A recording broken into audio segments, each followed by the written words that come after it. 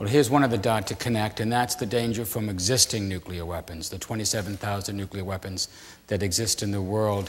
And you've been very forceful in urging those countries that still have these weapons to pick up the pace, to get rid of these weapons. How do you see the progress on disarmament, and what do you see the connection being between that and convincing other countries not to acquire these weapons? Well, I think a very clear connection, Joe.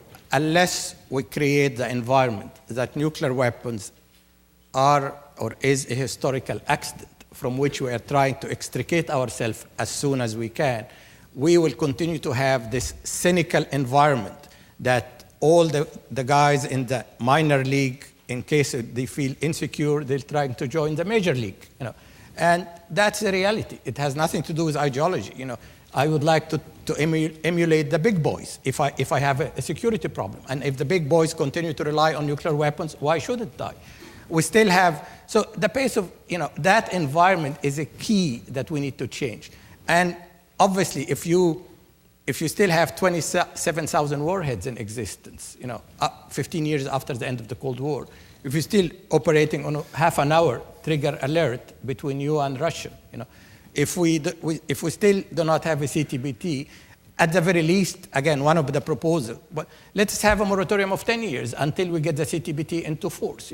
Nobody is testing now. Nobody, I heard saying they are going to test. Why can't we have, again, a word of honor that for the next 10 years we are not going to test? Right. Same with cutoff. Why can't we have, again, a moratorium on cutoff? If we are not able to move forward with the speed we want on the legal issues, at least there are a lot of practical measures that we can take.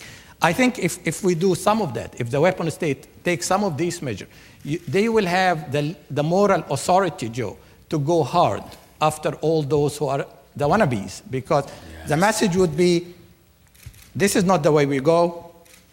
Nuclear weapon is a state of transition. We want to reverse as we commit ourselves under the Non-Proliferation Treaty to a world free from nuclear weapons. So we are not going to allow any more country to develop nuclear weapons, because that could be the beginning of the end for our survival.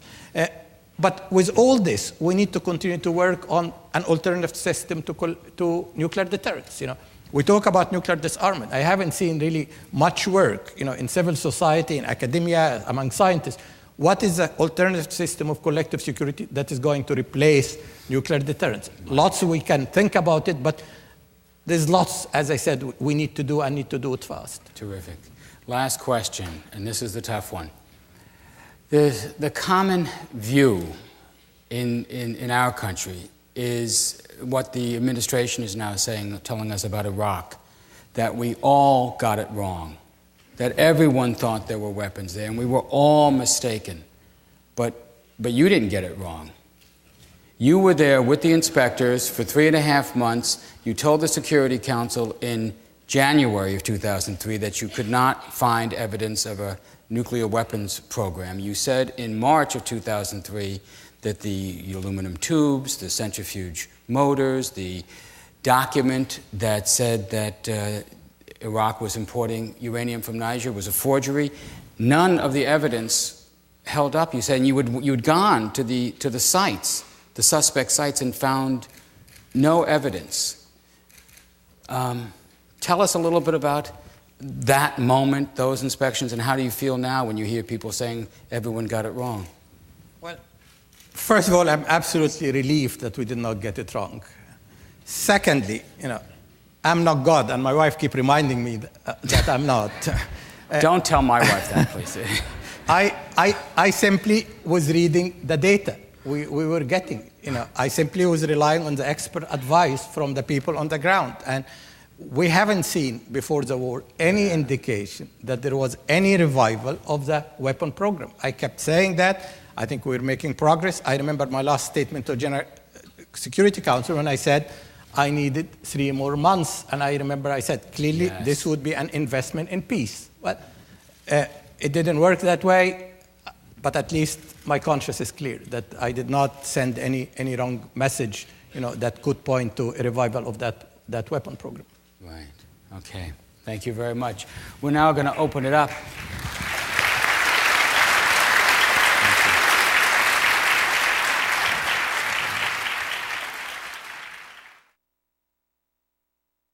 I would like to ask you if you could bring us up to date and give us your assessment of the information being provided by the Iranian opposition and your ability to arrive promptly at the suspected sites, including Lavazan 2, and determining whether or not the suspected activities are going on. Thank you.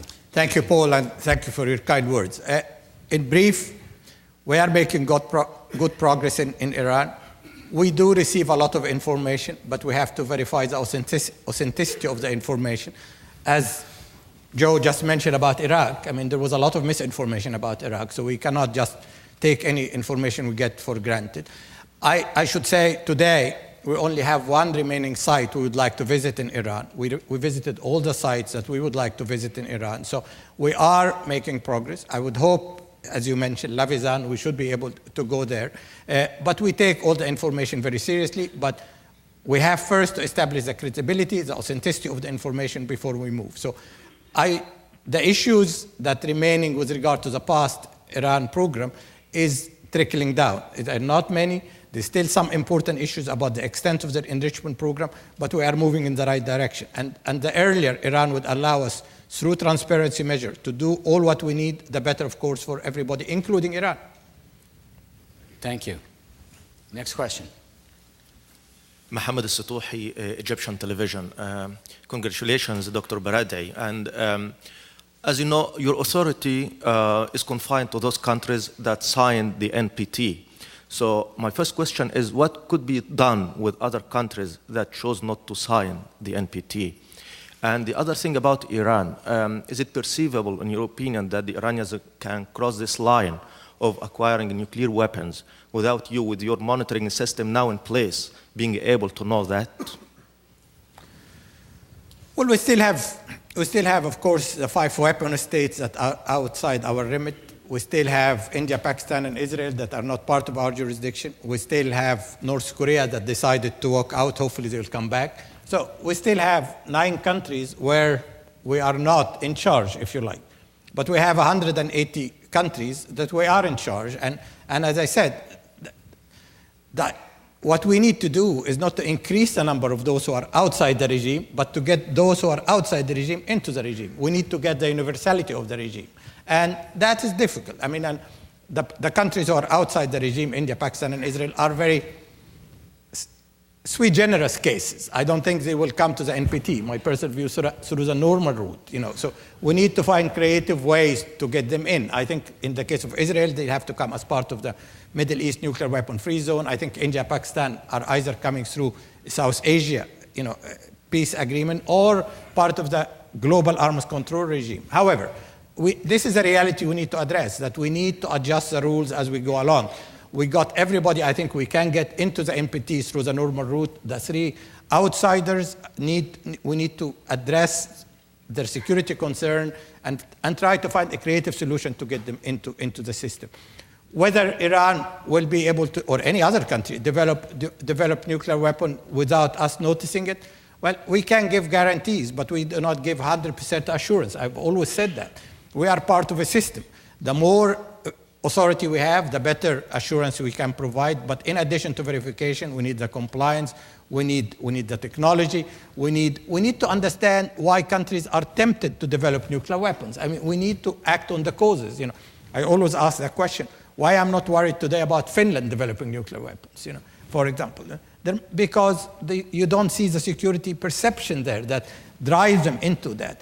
Why don't we see that in the European Union, for example? We need to understand always that countries are tempted to develop nuclear weapons because, rightly or wrongly, because they are driven by sense of insecurity or projection of power, what have you. So while we address the symptoms through verification, we need not to forget the causes as why countries are trying to move into certain directions.